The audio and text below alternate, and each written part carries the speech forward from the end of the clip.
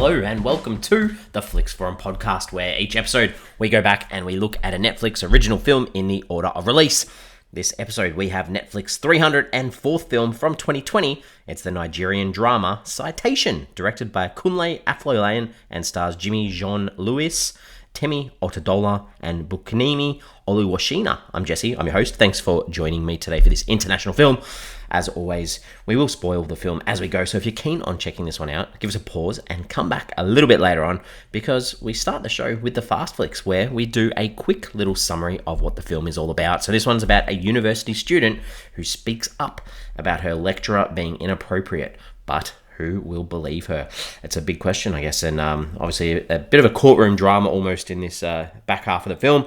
If this seems like something you're interested in, you might as well give it a watch, because I'm going to talk about how this ended up on Netflix. So we've got to start off. This film is broadly based on true events. The director, Kunle Afolayan, was partly inspired by a 2019 documentary by the BBC, their subtitle called Africa Eye, and the documentary was called Sex for Grades, and this was about a year-long investigation which saw an undercover journalist enroll at the University of Lagos in Nigeria and the University of Ghana in Accra, Ghana. During their time at the institution, the undercover journalists were propositioned by various lecturers, which the resulting documentary captures in quite a lot of detail. According to the BBC, Dr. Boniface Igbehungu, Professor Ransford Gayampo, and Dr. Paul Kwame Butakor were found to have engaged in acts of misconduct. It's understood that investigations were launched against all three men and that they were suspended from their roles. The release of this documentary, called Sex for Grades, triggered a great deal of public attention, with many taking it to social media to speak up about their own experiences with various forms of harassment and abuse within the academia side of things. So quite sad that, these things do happen in real life. This film does feature 4 different languages. So we have English in this film, we have Wolof and Yoruba and French, and there's a little bit of Pidgin English in there as well. Temi Otedola, who plays Marimi in this film, she learned how to speak Yoruba for this film and was taught by Gabriel Afolayan, who played her boyfriend in the film. His name in the film is Koyajo. So a nice little story there from the film. And then also, if we talk about Gabriel Afolayan, he's actually the director's brother, so a little bit of family connection there too. Temi Otedola, who I mentioned there before, she's the daughter of a billionaire businesswoman in Nigeria, and she's actually in real life a fashion and lifestyle blogger too, so lots of little connections in this film. The film was shot with the Canon EOS C500 Mark II camera, and the director told a news outlet called Premium Times that it's the first time that this camera was used in Africa. So a little bit of groundbreaking technology there too. When Citation was released on Netflix on the 6th of November 2020, it climbed to the 6th most popular film on Netflix in the first week, and it was also the most watched on Netflix in Nigeria too. This was filmed in a variety of places from the 11th of January to the 12th of February 2020. It included Cape Verde, Dakar, Senegal, Nigeria, so a lot of different locations, and they do try to show off these locations in this film too. This did have 1 win at award ceremonies, and for the 6 nominations, it won Best Original Soundtrack at the African Movie Academy Awards, and it was also nominated for Indi Edo for Best Supporting Actress and for Best Nigerian Film. It was nominated for Best Picture at the Ghana Movie Awards, as well as Best Supporting Actor for Adjete Anang, and it was also nominated at the UK National Film Awards for Best Newcomer and Outstanding Performance for Temi Otedola. What's this title of the film around the world? Translations in Spanish, German, and Hungarian. It's called The Summons. I get where they're going with the court side of things, but it's not actually a court thing. It's sort of just a trial inside the university. So yeah, get that. French, it's called The Convocation. I had to look that word up to see what it actually meant, and it actually means a large formal assembly of people. So yep, sure, makes sense. In Greek, it's called the subpoena. Again, misses the point of it. And in Russian, it's called agenda. Again, I think Citation's probably the best sort of title, because it also talks about her study as well in this film. What are the critics and audiences saying about this film? On Rotten Tomatoes, sits at 67% on 6 reviews, so that is fresh. The audience has it at 69%. That's on less than 50 ratings, though. On IMDb, sits at 6.1 out of 10. That's only on 1,000 ratings. And on Letterboxd, sits at a 3.1 out of 5, so solid, but only on 555 ratings. And it's only been logged by 781 people. So not many people have seen this film at all. What are my early thoughts? This film, it means well, but it's too long and it's really poorly put together. It's poor performances. And did I mention it's too long? Yeah, sorry. This one's not very good. I'm a little bit sad because the past Nigerian films that we'd seen, Olatorre, I think was one of them, and Lionheart. Olatorre covers similar sort of themes and was done a lot better, but that's okay. Let's look at some characters from this one. So our professor, our culprit in this film, Lucene Ndare, he's this lecturer. He arrives at this school where Maremi studies with a good reputation. He's got humour, leaves a really good impression on every single student he sort of comes across, but there's obviously more to this character. And as we see through the point of view of Maremi during this court case and through his actions, and I know it's all from her point of view, but obviously and I've said I'm going to spoil it, at the end she's found to be the truthful one, so we've got to believe that point of view too. And talking about her, Maremi, I mean, like, she's super young but super smart, and through her study she sticks to her morals and her goals of getting a good education and wanting to work in the UN and to do better things, or be a photojournalist too. So a very youthful sort of character. Her friend Gloria, bit of a gross character, just into men, I guess, and she does turn on her at the end too, so not a real positive sort of thing. Kwese is this male friend in Maremi's class, I guess, and then we do have a love interest for Maremi, which is Kojo, and he's this medical student at the same college as her. They've got this romantic connection, and he's the one that highlights to her the uncomfortableness with the professor and how close he is getting to her. I mean, he's good at karate. I'm not sure why that means anything, but thank goodness, I guess, because otherwise things in this film could have been a lot worse for Maremi too. The director, Kunle Afolayan, 17 directing credits, all look to be Nigerian, but obviously a lot of work and a lot of stuff I was reading online highlights how much they like the work of the director as well.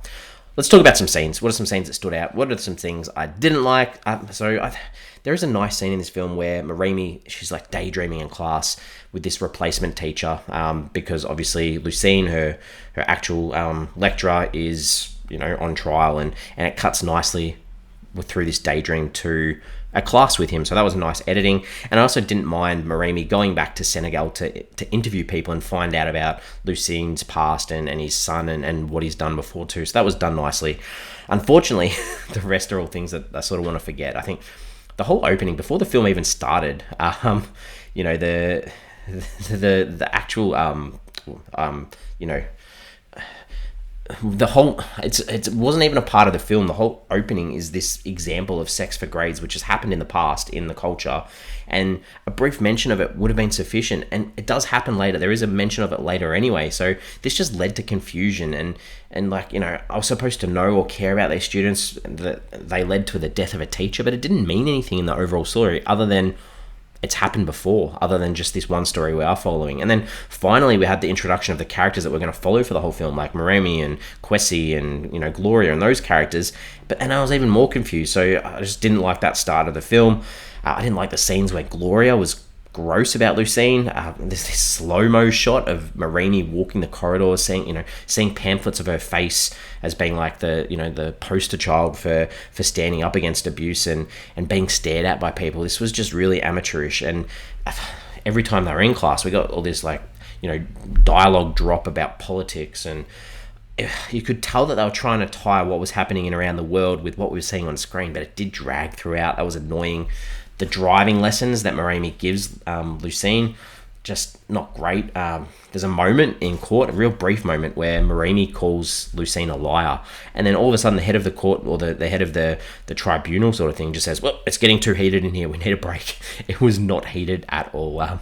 We get this line where Maremi, when she's teaching Lucene how to drive the car, and she says, you need to be like Switzerland, or the car, the clutch needs to be like Switzerland, neutral. It's just it's not funny. And then this conversation continues, and the audio levels were so off. Maremi was clear, and Lucene, it was like he was in this echo chamber. It was just really poorly done. There were these two British hype girls. They were just lame. And then there's a scene where Maremi runs away from them, and it's like she's being chased, and the music was so horrible, and it was just horrendous. There's this party scene where there's this music and this performer. It just dragged on and on and on. It was way too long and added nothing to the film. Maremi getting this karate class almost from Kojo, and he's teaching her these moves. It was so lame, and it was just like him trying to get close to her. And I did mention before, at least those moves came in handy a little bit later on. Lucene says that Maremi he's got her in this awkward situation. He's like, you'll talk about Brexit, but you're not going to talk about your sex life with me. Like, it was just, what a horrible line. And then he said, I feel like you ride like a horse in bed. Just what the hell? Like, just gross dialogue. Marimi, she tells Kwejo about going on a field trip to Dakar. She's telling her boyfriend, I'm going on this trip. And he's like, I don't really think that's a great idea. And she just cracks and storms off on him. That was really poorly done. Then the class, they do go to Dakar, and they're on this like minibus showing off all the scenery of the town, and it just dragged on for too long. And then they go to all the tourist spots, and this again adds nothing to the story. And then there's trips on boats and sightseeing, and we have this scene where this kid called Samba, who obviously makes an appearance later in the film and is important, but he makes her chase him through the town. It was just all rubbish. It didn't add anything. There's ridiculous scenes of Kwejo getting his black belt in karate that's intercut with Marimi, trying to find a house or a dress. It just didn't add anything. Marimi, she's outside the courtroom towards the end, and Kwejo tries to hug her, and she pushes him away, and then he tries again, and she pushes him again, and it was just almost laughable. And then we get this shot of him on the stand, being on her side, and then we just cut back to that same situation, and they hug. It was so bad. The final court decision, we get these drawn out shots of everyone that's sort of on the panel sitting there, and then these big crowd shots outside that all looked so fake. It just took away from the impact of what was trying to be said. And then the final scene is Marimi going back to class, and the class all chant for her. It was just such a poor ending. Sorry, I was probably a little bit down on a lot of things.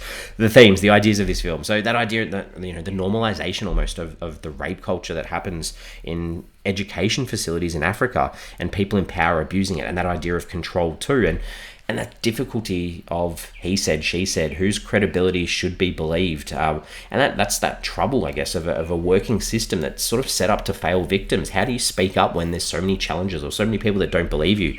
The other side of things, like the importance of keeping and respecting culture is seen through dance and food and music, and that's really nice.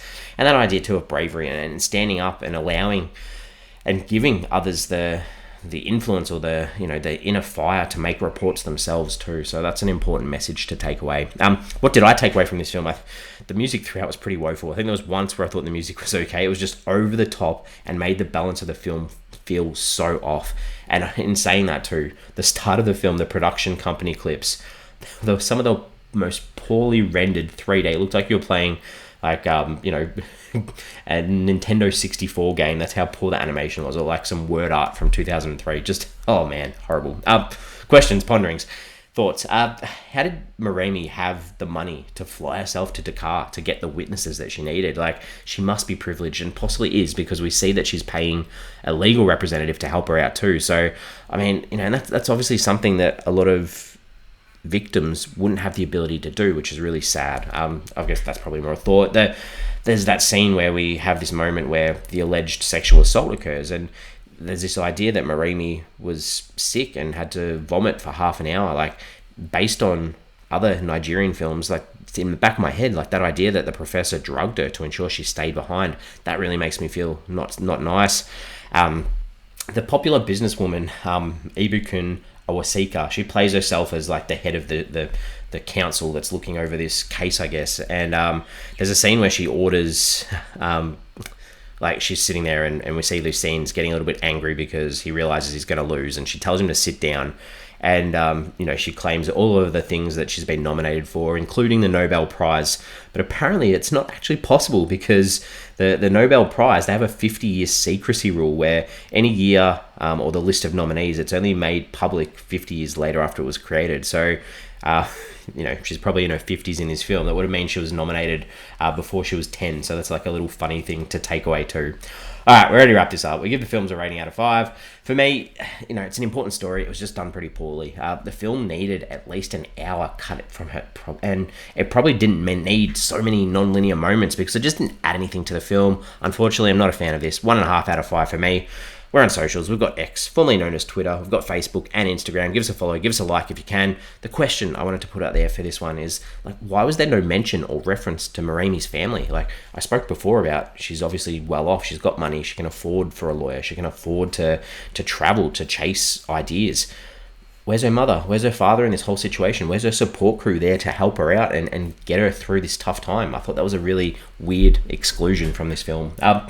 We're back next week. Next week, we do have another international film from 2020. This one's an Austrian film. It's a drama called What We Wanted, or Was Wir Wollten. It's directed by Ulrich Koffler and stars Lavina Wilson, Elias Mabarek, Anna Uttenberger, Lucas Spitzer, Iva Hoppergerger, Fedor Timil, and Marta Menduka. So next week, an Austrian film. Very excited.